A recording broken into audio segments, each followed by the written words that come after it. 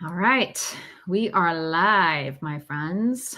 Welcome, everyone, to Unconventional Wisdom on Grief and Loss, Session 3. This is our third week doing this. My name is Delilah De La Rosa. I am the founder of Depth Worldwide and the person that needs the grief and loss counseling here. To my right here, or to my side here, is Steven Morrison. He's the creator of Spiritual Workout, as well as the author of An Extra Year, Grief and Loss in the New Age. Wonderful book. Read it twice. This last time definitely hit me differently as I am going through my own experience of grief and loss with the death of my mother. My mother passed away on November 4th, 2024, last year. And she was diagnosed with pancreatic cancer in August, passed away November 4th. And yesterday, interestingly enough, marks 3 months since she passed away. This is session 3 months. And I'm coming into this week with some stuff. All right. Some stuff. So last week, I actually gave an update on the homework, the soul work that Steven here had asked me to consider, which was essentially looking at my mother's experience through the eyes of her soul. I was having a hard time, I guess, accepting the way that she had passed away, the images, the memories of her being ill, dealing with this life-threatening disease, were kind of haunting me a bit. I don't even want to say haunting, but they were coming up for me. Yeah. And while I felt like I was accepting what is, and somewhat accepting that not only that she passed away, but that she passed away from cancer. I thought I was accepting because, what other choice do I have? Kind of it's like, this is what it is. However, I was just still feeling a bit of resistance and judgment there, in that I don't like the fact that she died, and I don't like the fact that she passed the way that she died, right? Mm-hmm. So with that, Steven suggested, because I'm definitely of the belief that while the conscious mind may have its agenda, the soul has its own agenda that may not necessarily align with what the mind has in mind. And so going through that experience, it wasn't just the fact that I wasn't really liking what was going on, but it was also witnessing and seeing and hearing it from my mother's mouth how much she hated this experience. She was not a happy camper those 2.5 months. And I just didn't really know how I could reconcile that, knowing on a conscious level, like this was her soul's agenda, her soul's choice, while also seeing that, feeling and believing that it was really unwanted, how could that be her soul's choice? So I've been endeavoring to do the soul work in the last 2 weeks. where I am right now with that is,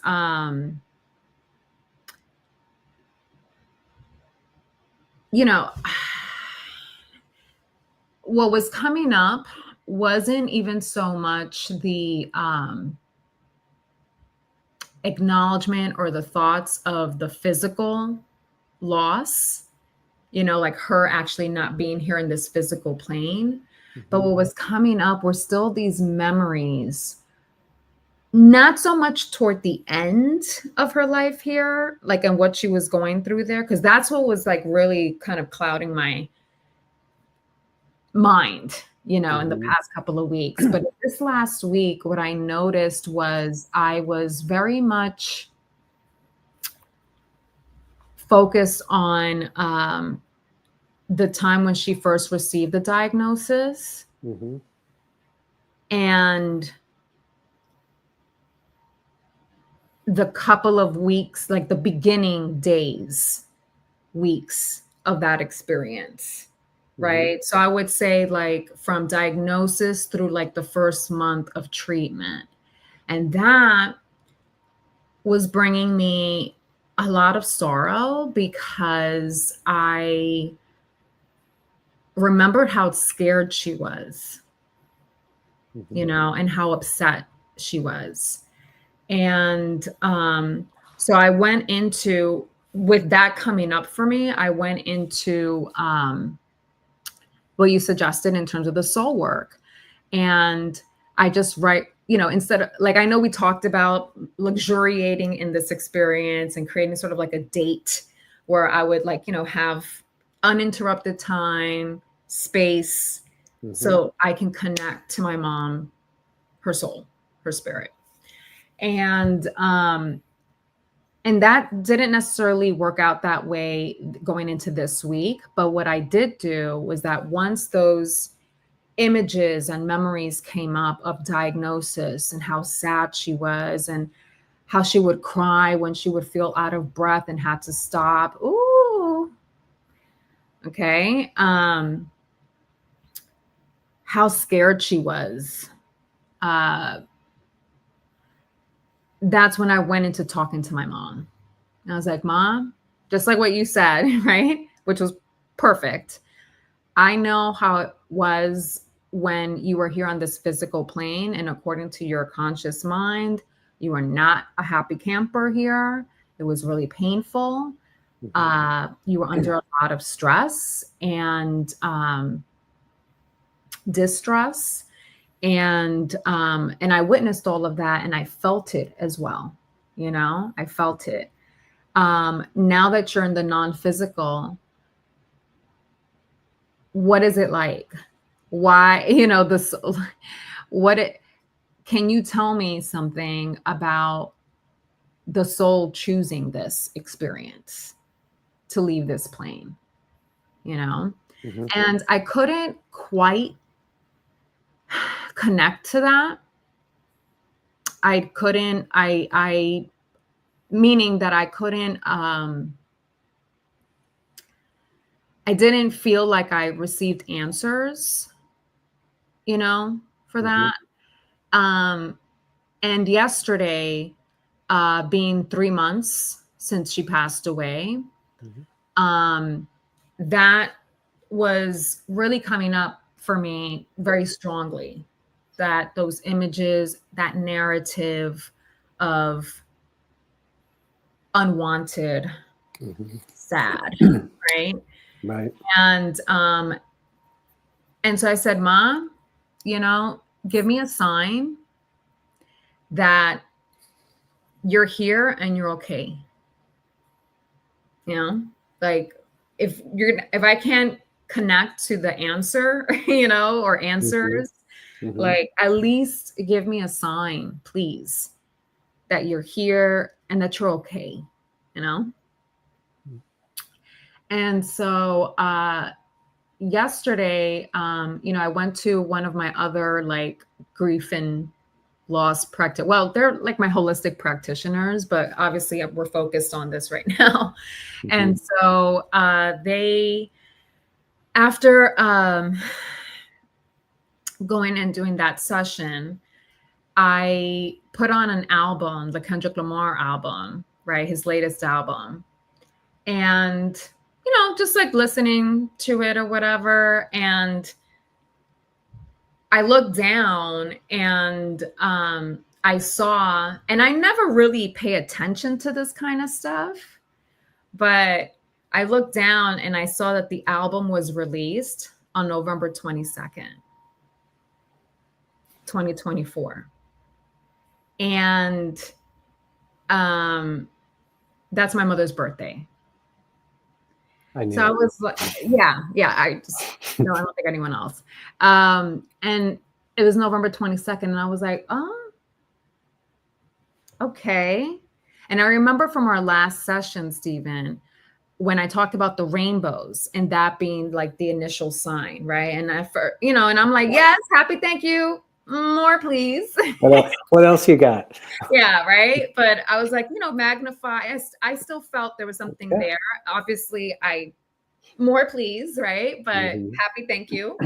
And I remember when you pointed out last week that even the mere fact that I was able to see those rainbows, like there was something behind my being able to even note those rainbows. Like they were probably always there, you know what I mean? But I'm able, like there's something in me that was able to see them, right? Yes. Or in this experience. And that's how or your attention is directed. Directed, exactly. And that's what I made that mean when I saw the album release date and it was her birthday, right? And another thing, how did you feel right in that moment?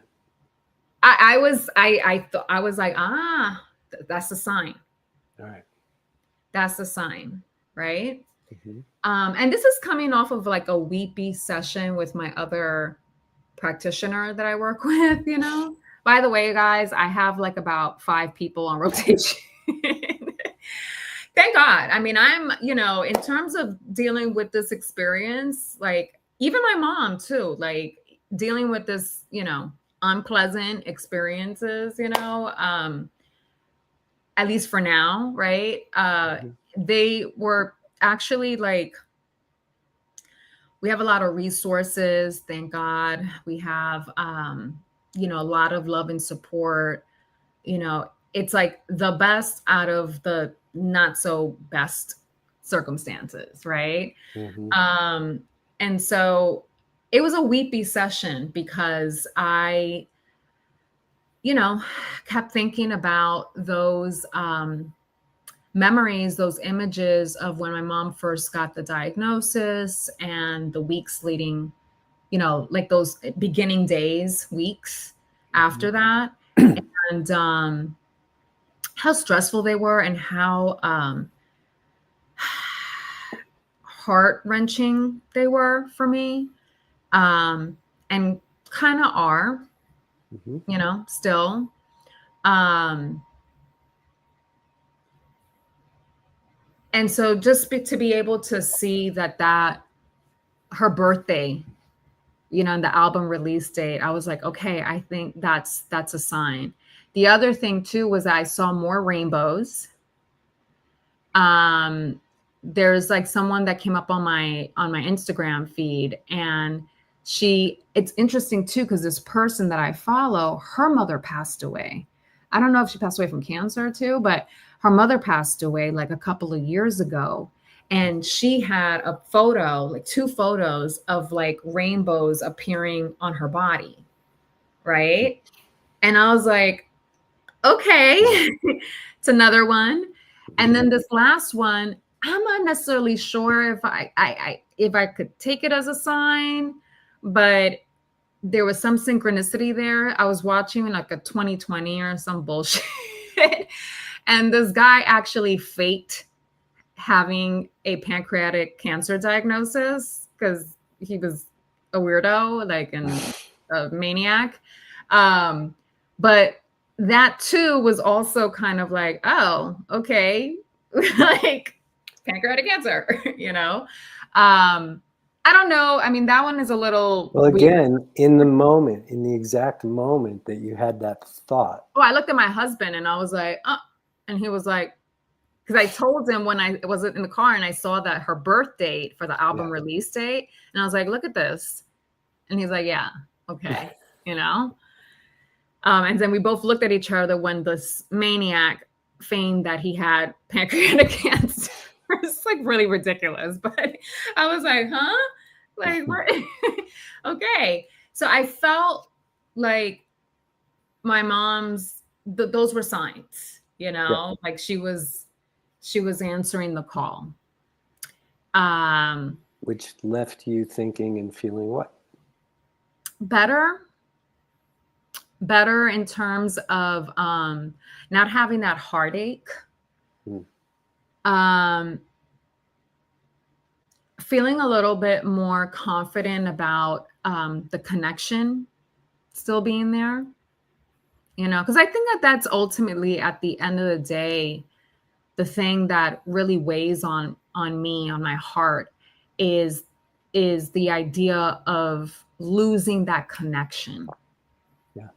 You know, I mean, it's one thing, physical loss, right?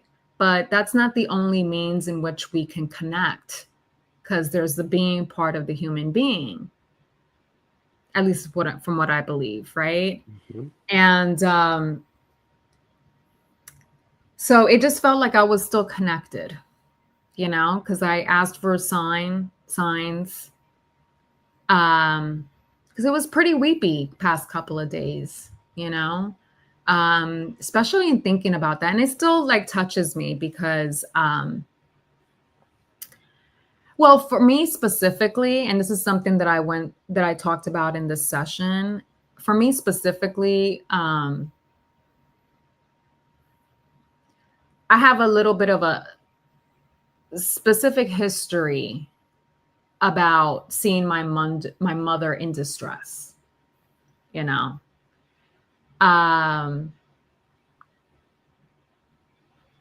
It's almost it was really painful for me, you know what I mean, when I was growing up, seeing her anguished or under duress or stressed out or crying, you know, that kind of thing, would really hit me very hard.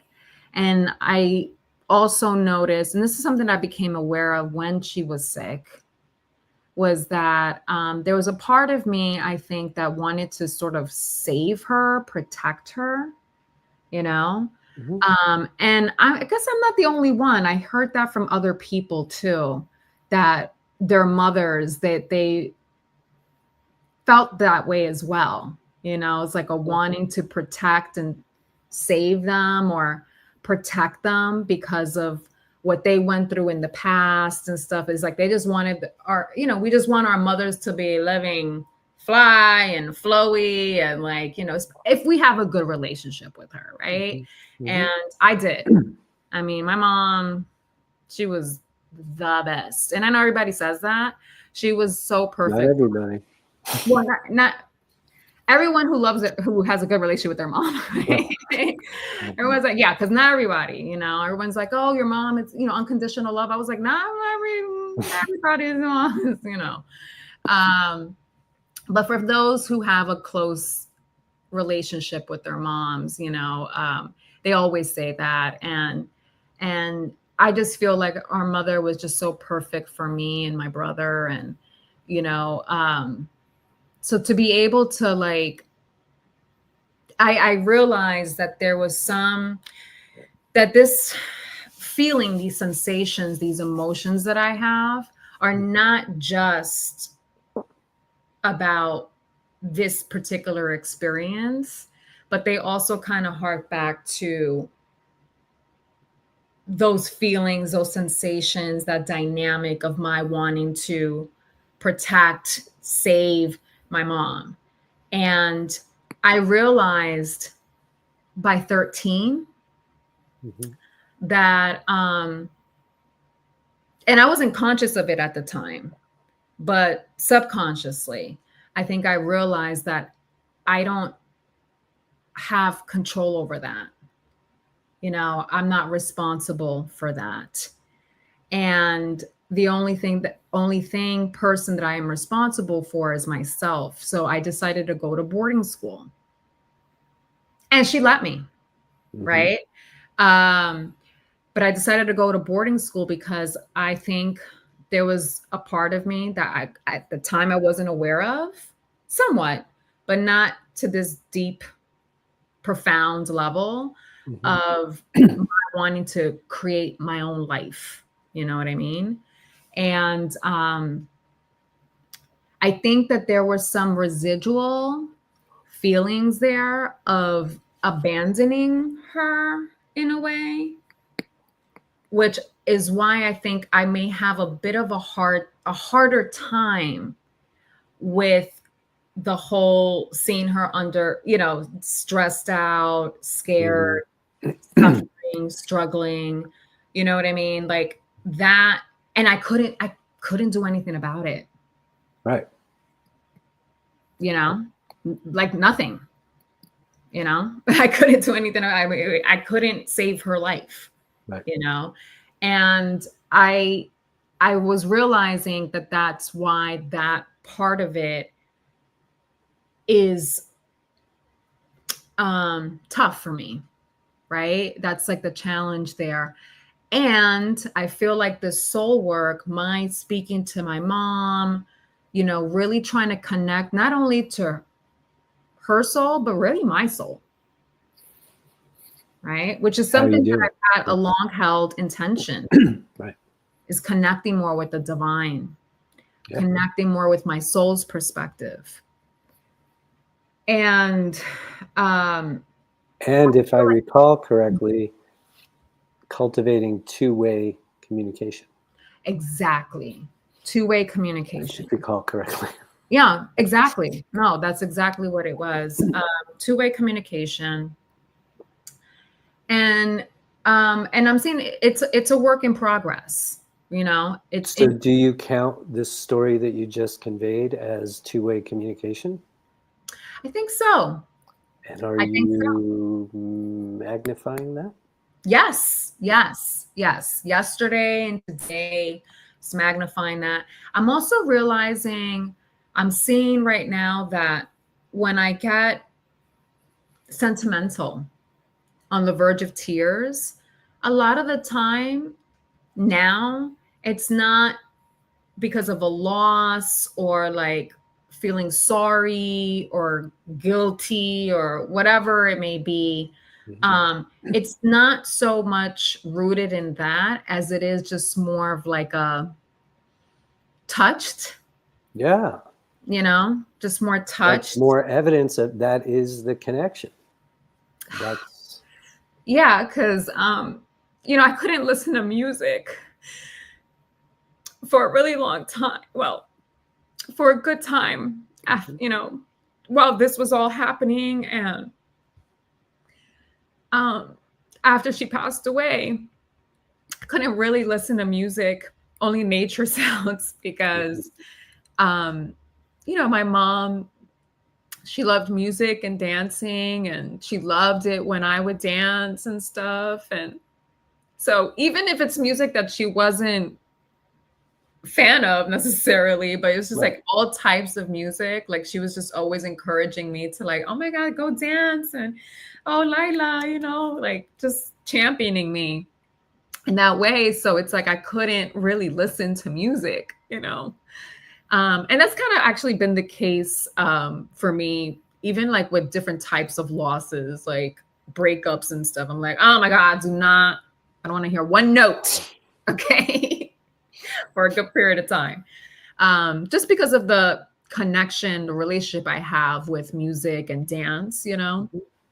And it is a part of like connecting with the divine for me, you know.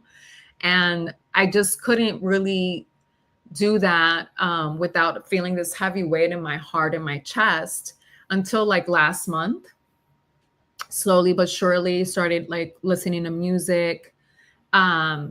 And so now when I listen to music and I'm feeling like a little open and stuff, you know, like I'll think about her, you know, and I'll just start getting a little teary, but not because of sadness necessarily. It's just because I know that's what she would love, you know?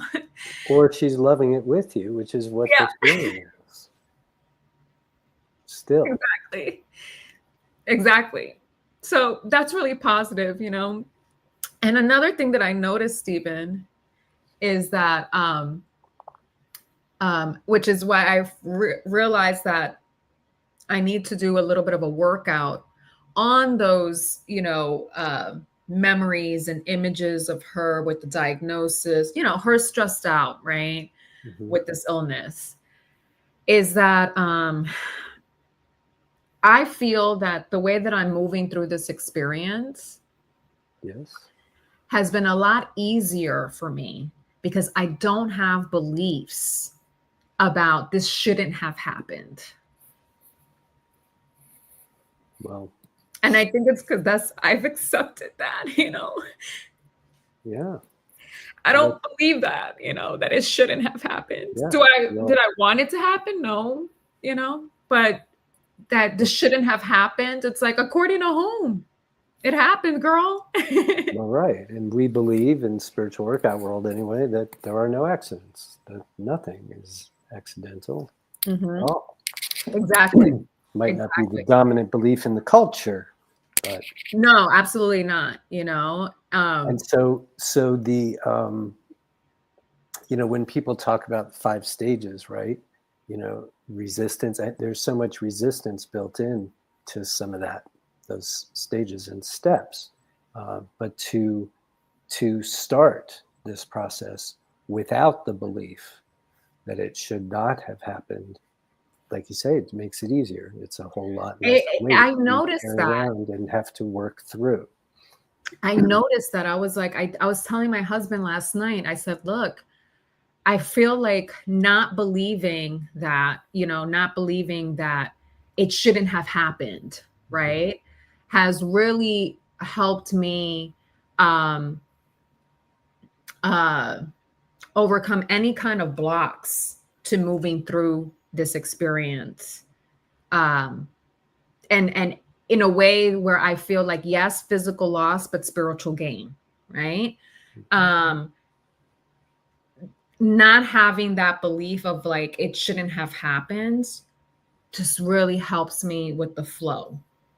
You know, I don't have that like weight on my shoulders and my heart. Um, Resistance, I guess, you know, to what is. And I'm glad for that. Like I was like happy for that. And it also made me realize that that's why I need to work out those feelings, ideas, sensations that I have when I think about how she died. You know, there's still some resistance there. Mhm. And I think that while endeavoring to connect, intending to connect with my mom's soul, with the divine, two-way communication, cultivating that is will help me work that out a bit more. I'm hoping. Well, intending, hoping. I wouldn't be hoping anything, you know that. I know, but sometimes, like, you know, it's not just me in the equation. No, but there's another thing to do there, which is just to, you know, transmute, transform those beliefs, right? Right. That's the Right. other end of the equation, or the other side of the equation, I think, with that. One of the things that I did have a question about, right, was so I don't believe that it shouldn't have happened. Mm-hmm. Do I like that did I want it to happen? No. You don't But have to like it. right. But do I believe that it shouldn't have happened? I'm really staunch about no, I'm not there. Mm-hmm. Whew, great. Don't have that weigh me down, right? Mm-hmm. Mm-hmm. Um, and I know that, you know, obviously soul's agenda, this is the way that she left this plane. Exactly the way that she did. Okay. Okay, I get that. I still am like needing to reconcile that, because I just need to know from her soul's perspective why that choice that was so against what are her mind and what she wanted in the physical plane, what we wanted in the physical plane, that experience, right? Mm-hmm. There's a, and we've talked about this before, about how like the body is sort of like last to get on board. And when we were talking, I was thinking about my mom and cancer, and I have, beliefs about illnesses, and how I feel like much of the time, if not all the time, but I can't really say all the time, but much of the time, I feel like a lot of these things happen due to unprocessed emotions, like the body just can't hold all of that without, some intervention here. And I was feeling like my mom was kind of like going in that direction of processing some long held, unprocessed stuff. And yet her body couldn't catch up in this lifetime. Right. And so I was, I was saying to my husband, I was like, I just wonder, like,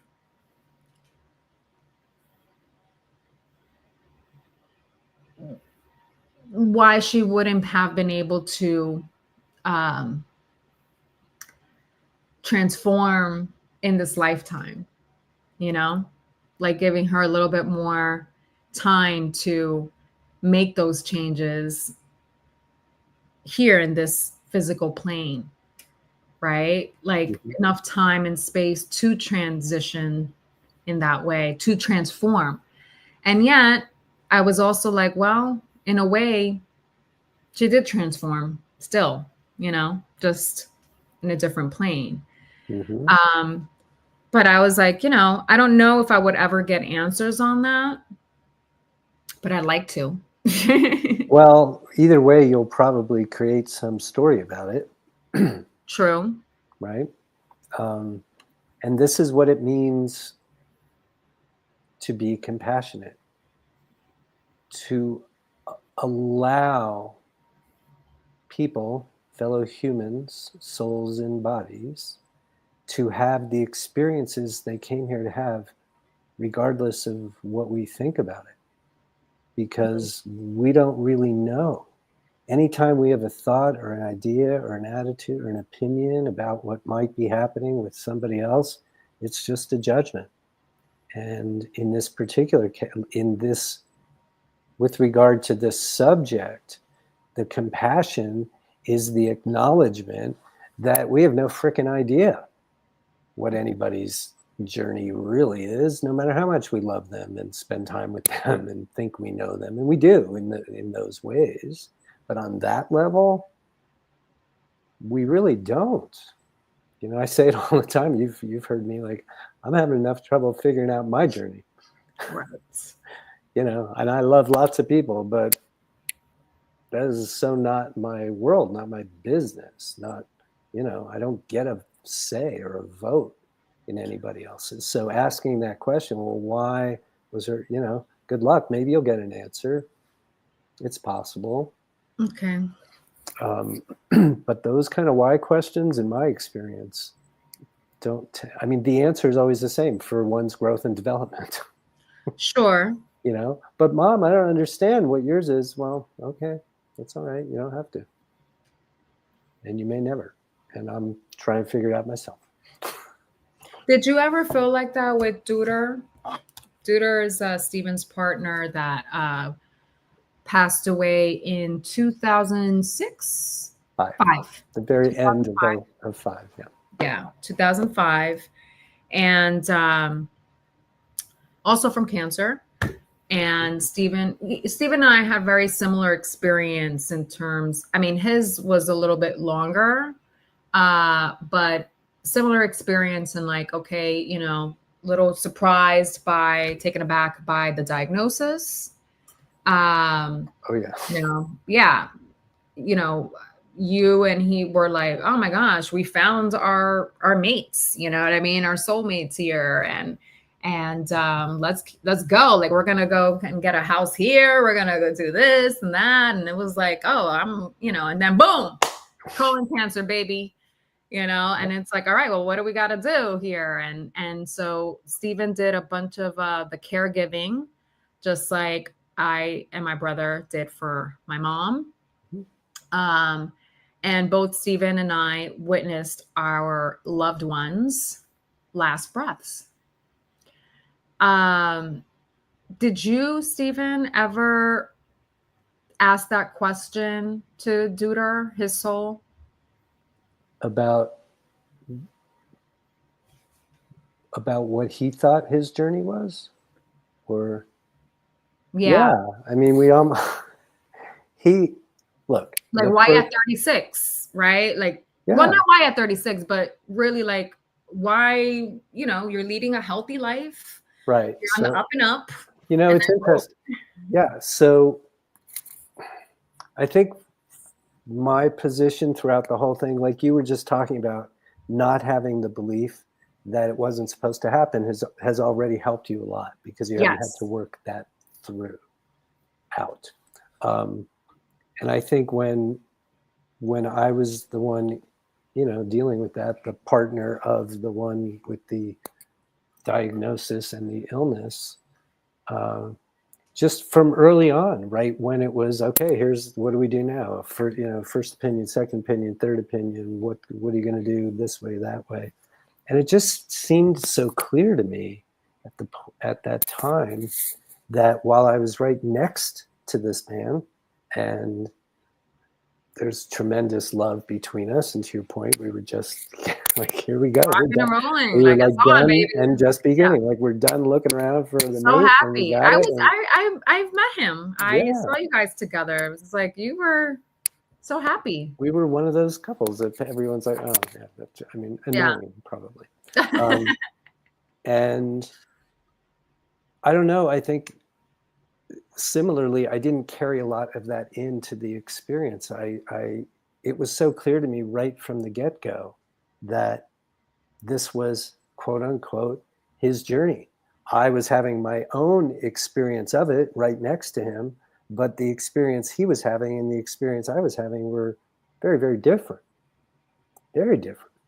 Yes. And I think I just kind of grokked that from the beginning, and to your point, didn't resist it or try to fight that, right? And so when we were talking about, for example, what, if anything, was he going to do about treatment? And it was basically, you know, here's some chemo, you could do this, and it's not going to save your life, it might extend it. And over here, here's some alternative stuff that, you know, could very well save your life, whatever.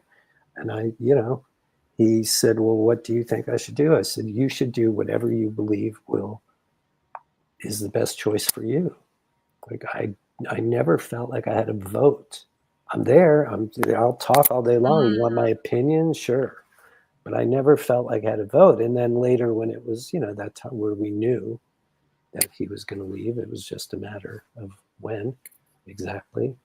And, you know, I'm like, so, you know, any thoughts or feelings about leaving me here all by myself and all that?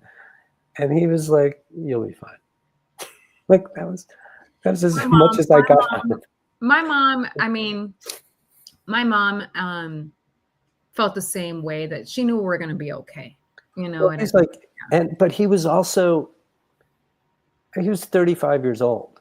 And when the corner was turned and it was no longer treatment and it was essentially hospice,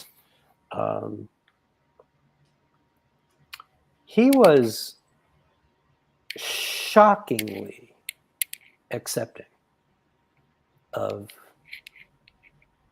his path. You think that made it easier? For him or me?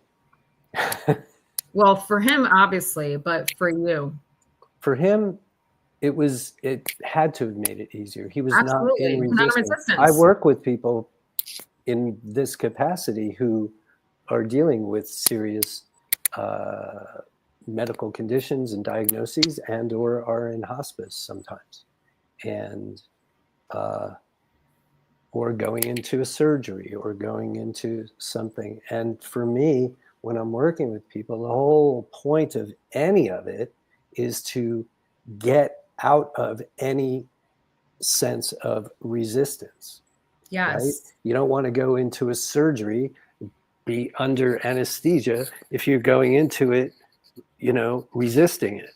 It's just everything's energy. You got to be, you want, if you've made the decision to receive this treatment, then you want to give it its best chance, right? So I wasn't doing a whole lot of that work. This was just, my love partner here, and he's just like, yeah, I'm good with it. And then it's like, well, what about me? You'll be fine. I mean, that was it. Like, that was as much as he would ever. He was very, like I say, when the time came, he was just very accepting. See, that was a major difference, is that my mom wasn't. I mean, he had all the physical stuff going on and all the, but when that moment came, he just, he was not in any form of resistance, which was really something, because that's what I would help somebody to do, right? To release the resistance and be present and all the things that we practice.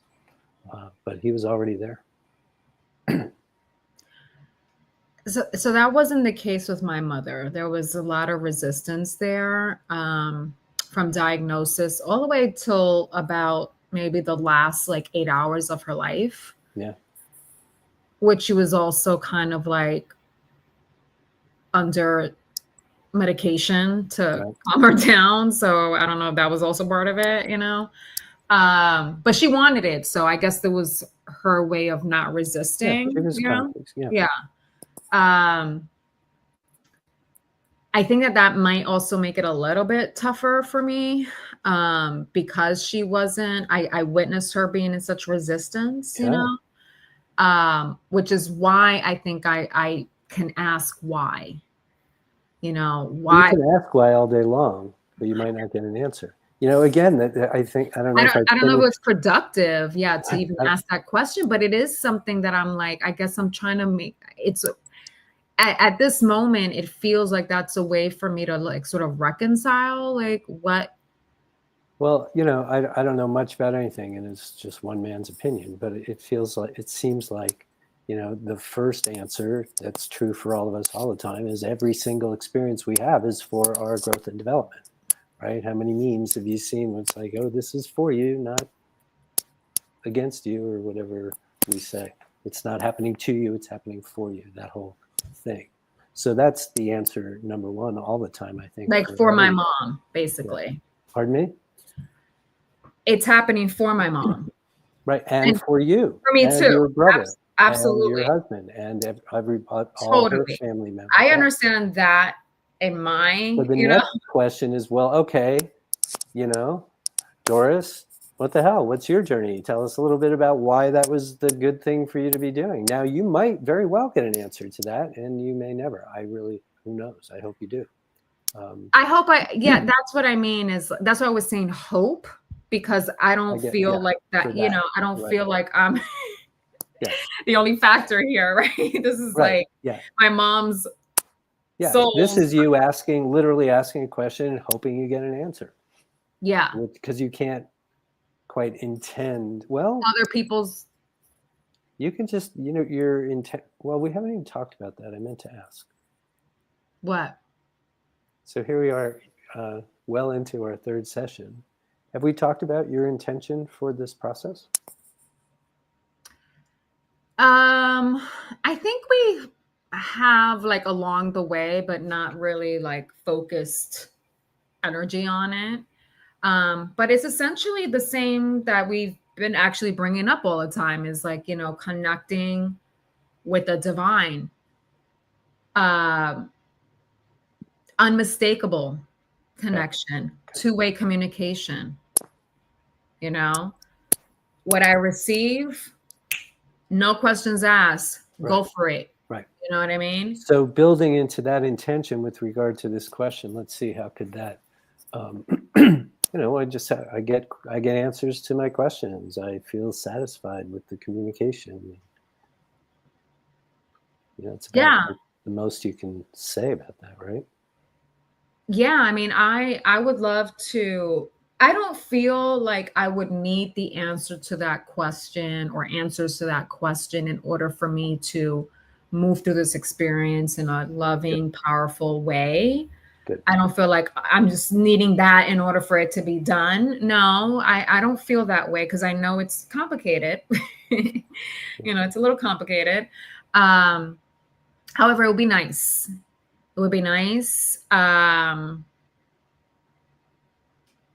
I think it would answer a lot of different not just this question with respect to my mom's experience, but just in general, you know, of like why certain things happen that according to our minds here on this plane, you're like, fuck no.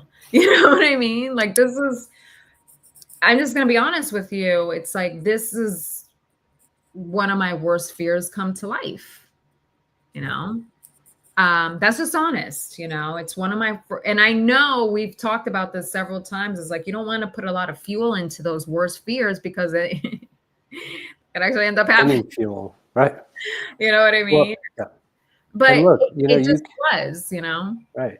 And as you increase your communication with your mom, you know, no harm in asking. I'm very curious to know if you get an answer to that. I would love that. I would love that. You know, I would really, really love to get an answer on that, because it would just be like magnificent. You know, see, and I think where I come from is I assume it's something magnificent, and whether I ever know it, what it truly is or not, you know, but I trust or choose to believe that it is not what it looks like from our side. That's what prompted this whole thing 2 weeks ago in the first place. You know, whatever it is, it ain't what it looks like from here. And I'm not saying there can't be terrible, awful times where people leave their bodies and have a rough time on the other side. I will not speak to that. It's not my place. Mm-hmm. But I have seen and heard and read so many stories, 100% of which have been extremely positive. Like some kind of perspective, some kind of bit of information or whatever. It's like, oh, well, yeah.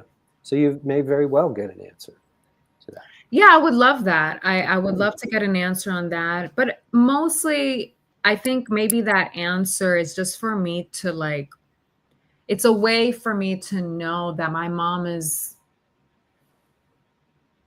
good, you know, like she's okay, like she's great, that she's, so, you know. What is your plan for continuing the soul work? I'm gonna what you've done so far. Do you have any? Well, I think I'm going to, I haven't done this yet because I didn't have the supplies, but I wanted to marry these, like, you know, the candling practice with the connecting with my mom's soul's perspective. I felt like that was like a good marriage. And so I was just waiting on the candle. But I wanna do that sort of ritual. Yeah. Is the candling with the date. Kind of the date idea. Yeah.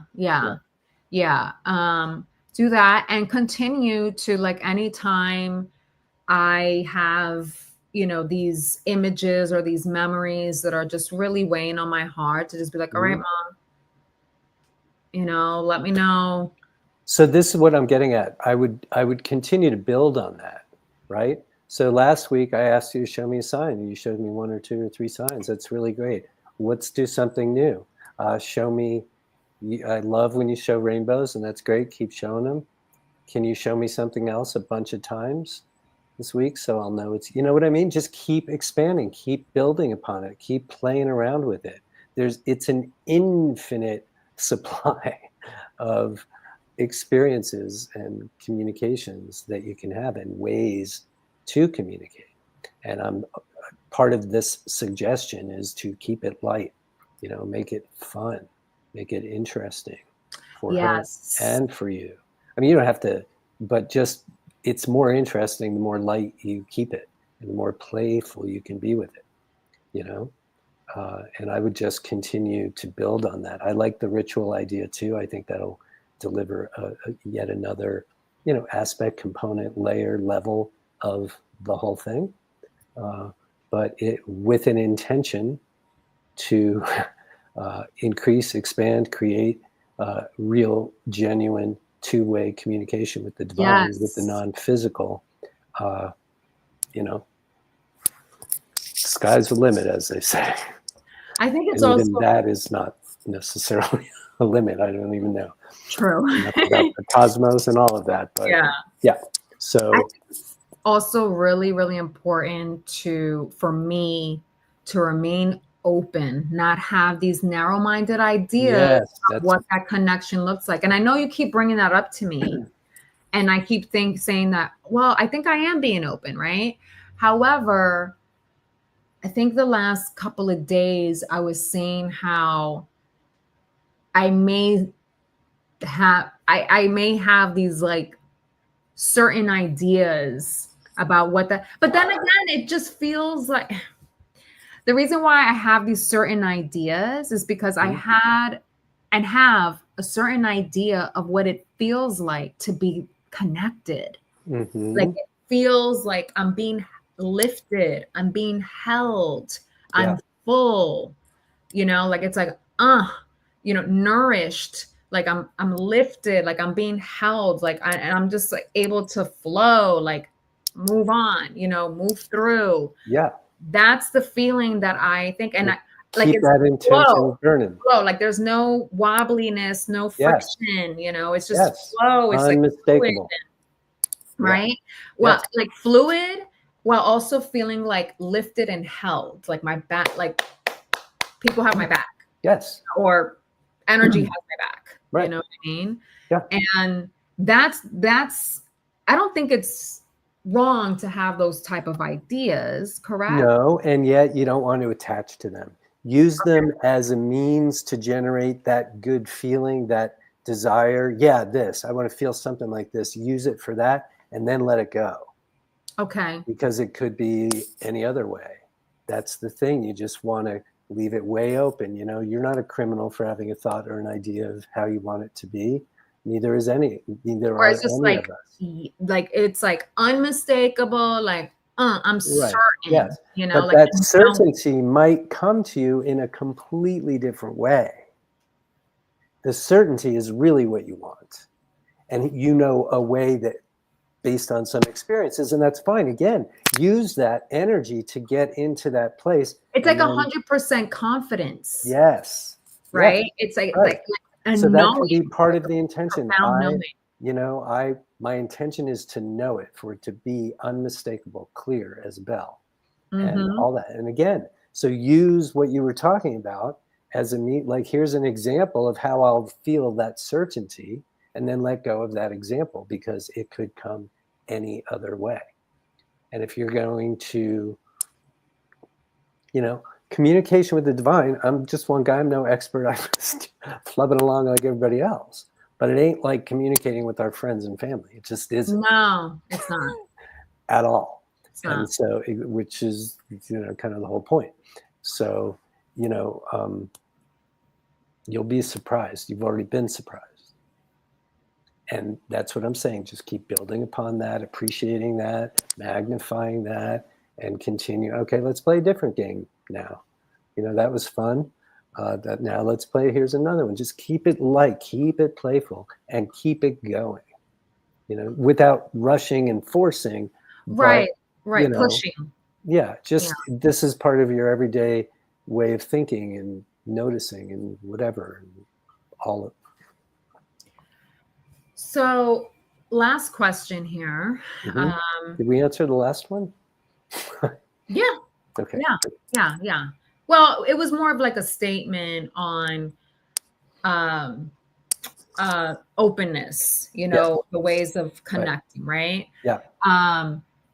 So this last question I have, so as I brought up images and memories of the diagnosis and stuff that actually weighs on my heart, I was telling my husband about that, and he was like, he's like, don't think about that, think about something else, right? Like, don't think about that. And I was just feeling like, no, I feel like there's a part of me, actually I just feel like period um it's coming up for a reason. I think it's so that I can process those feelings. I can process um, those ideas and beliefs and feelings that I have about that experience. And I can see, like, sometimes they just come up, and sometimes I notice that I'll go there. I'll go there. Is that okay? What's the intention for, quote, going there? I feel like I want to process it. Like, I want to, I want to,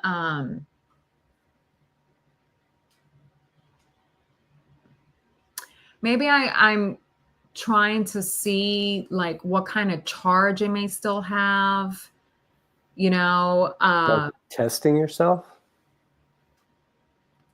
I don't know if testing is the right thing, but just maybe gauging the temperature, like, Okay. I guess, yeah, testing, but you know what I mean? Right. It's sort of like, just Same, like yeah. the barometer, Yeah. it's just like, okay, where I'm at, Take where the am I? Because temperature. I don't want this stuff to fester. I don't want Right. for, these images to like smack me behind the head. And again, I'm not pushing myself. Like, they tend to just come up on their own. You know what I mean? But I don't feel aligned with this idea of like, don't think about that. Well, I'm not dwelling. It's always important to process the experiences we have. If we don't, they don't get processed. And then 5 years later, they get called trauma. Trauma that most of us talk about on a daily basis and on social media all day long is unprocessed past experience. That's all it is. So for someone like that, they have to go back and process it through because they never did. You're processing this now as you're going, right? This whole soul work idea is about redirecting your focus to tell a different story, Right, about that experience. So look, there's choice. Where am I going to place my attention? There's intention. Why am I putting it here? Why would I put it here? Right? And then fundamentally, it's really for you as the sole arbiter of this question, how does it feel when you, quote unquote, go there? If it feels productive, if it feels important, if it feels, what else? Right, then there's your answer. If it feels sad and depressing and confusing and hurt, things like that, then you know that you're out of alignment with your truth. well, the way or you're just believing certain thoughts. it feels a little bit of a mix, actually, because it doesn't feel depressing. Okay.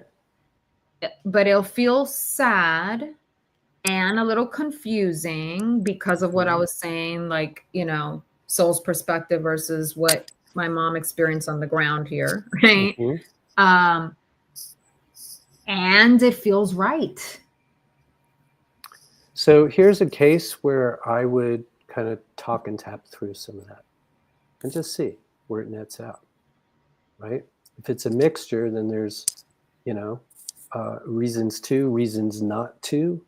This is sort of a tapping for inquiry, tapping for a little clarity.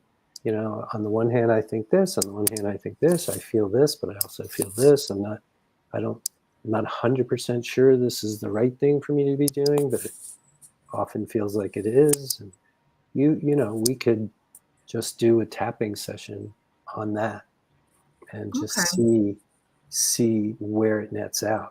Yeah. And mind you, I'm not spending whole days or blocks of time during the day on this.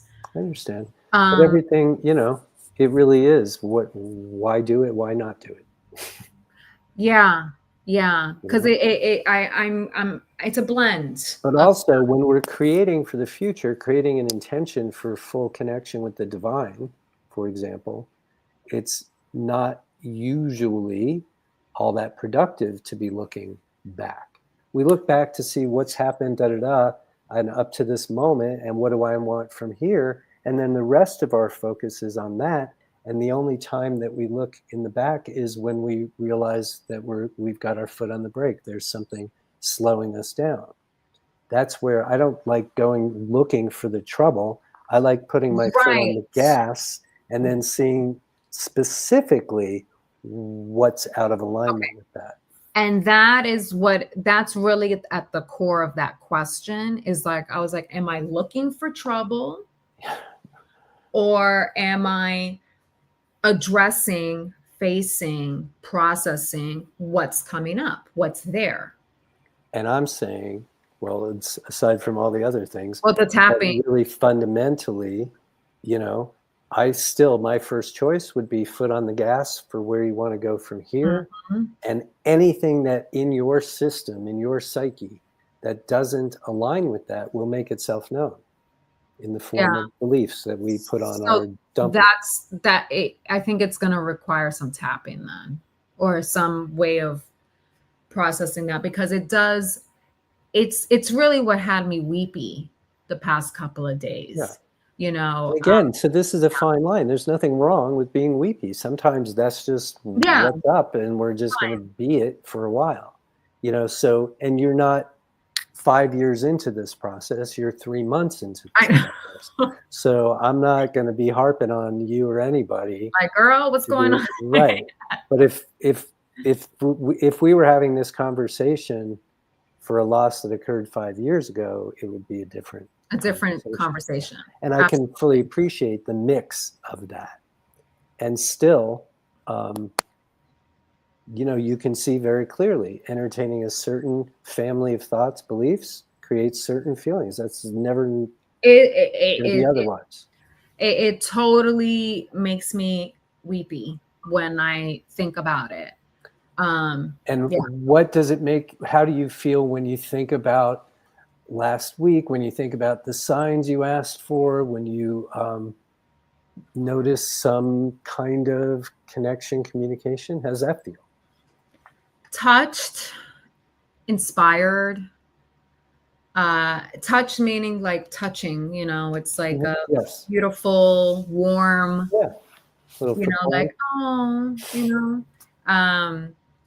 which will bring me to tears, but like, I guess tears. Of awe, those tears are, want as many of those as possible. It's nice. Yeah. It feels nice. Like it's warm and loving, and I feel touched. I feel blessed.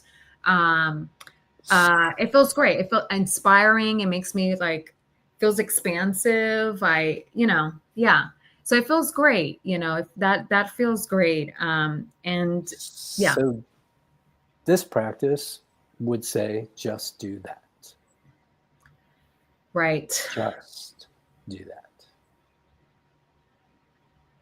Yeah. Although there is something in me right now, I'm feeling it right now, where it's just like, we still want to address this little snapshot of so some talking, tapping about that. that's why I feel like We'll the talking clarify tapping. that intention. Yeah. So do you If I'm feel in like the same place with this, on this particular part of this experience, let's do some tapping next week. I was going to say, do you want to do it like on your own or live, live online, or? Yeah, live online. I would like to do that live online if this is still really strong, Next week. Okay. come next week. I mean, obviously I'll start doing that now. As we go into the next week, like see and then, give guys an update in addition to like the soul work. Well, this is also part of the soul work. But yeah, because we're I don't want to like cut that really short. We could also do it together and record it separately. That too. That too. We have options. No, that too. That we can do that too. Right. I'll let you know. I'll try on my own. Yeah. First. She's had a lot of experience. Yeah, I know about tapping. I'll try on my own first. If I'm still feeling a little wobbly in that area, then we either do a pre-recorded or we will just do it live next week's session. Perfect. I think it might actually be nice to, I'm not going to hold myself to that, but it would be nice, I think, for people to see live what that looks like. Okay. But thank you, Steven, once again, session 3, third week, coming off the heels of 3 months since my mother passed away. 3 seems like the common number here. I really appreciated, this experience is not linear, not linear. But I still feel, honestly, that I'm going through this moving through this in a really healthy way. You are. I really do feel that I am emerging from this experience with spiritual gains, more expanded sense of self. And I'm actually kind of surprised in a good way that, this being one of my worst fears. I mean, the connection I have with my mom, for her to, the narrative of like her dying, getting a diagnosis 2.5 months later, dying, boom, all last year, like the first part of that, we're celebrating my grandfather's 90th birthday. She's all alive and well, walking 8 miles a day, like nothing. And it's just like, what, very young, youthful, like vibrant, 65-year-old, right? Earth years, like really vibrant. I mean, she was like you, Steven, you know what I mean? It was like just very youthful, vibrant, a lot of energy, probably more energy than I have. And then come August, everything changed, I mean, this would be like, this was my worst fear, one of my worst fears for a loved one, my mother in particular, dying.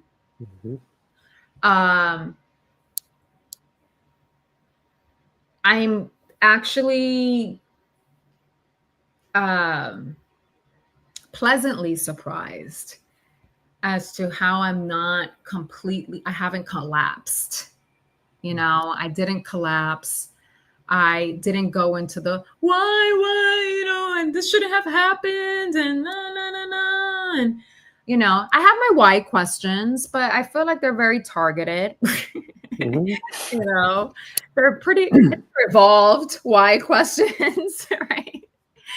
I think they're the spiritually mature why questions, but I'm actually pleasantly surprised with how well I've held up,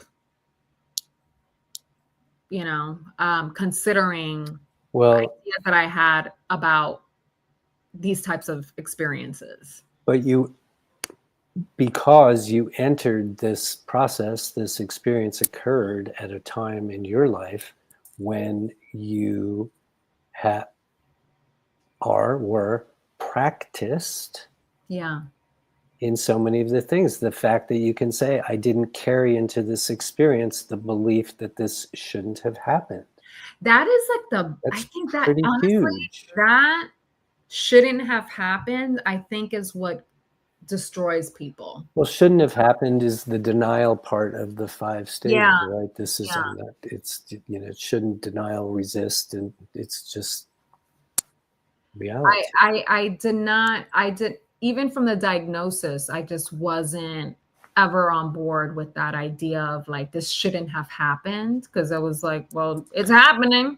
Right. You And know that's what I part mean? of being present to what is. Yeah. It's not about liking it. It's just about not resisting it. It's about accepting it and not judging it. And it really took away, or it never introduced that level of resistance Yes. that I think can keep people, or would have kept me very stuck, and probably in a place of course like it does. disarray, and like restlessness, helplessness, hopelessness. Right. Because all you're doing is arguing with reality.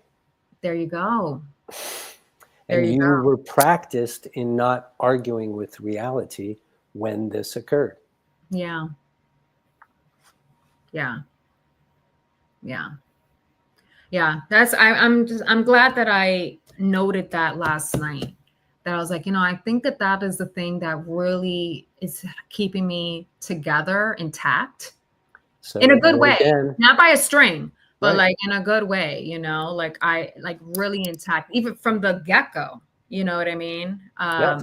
Is So, not believing that. right. Beliefs matter. Beliefs create experience. This should not have happened. We'll send a person down a certain path. Yeah. This is the way of things. I accept it. Sends a person down a different path.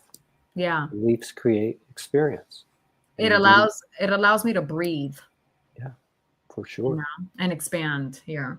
So that, I think, too, I give a lot of thanks to spiritual workout, the work that we've done, and also spiritual workout on this particular topic of grief and loss, because the shouldas, the like, the judgments, the all of that, just being aware of that.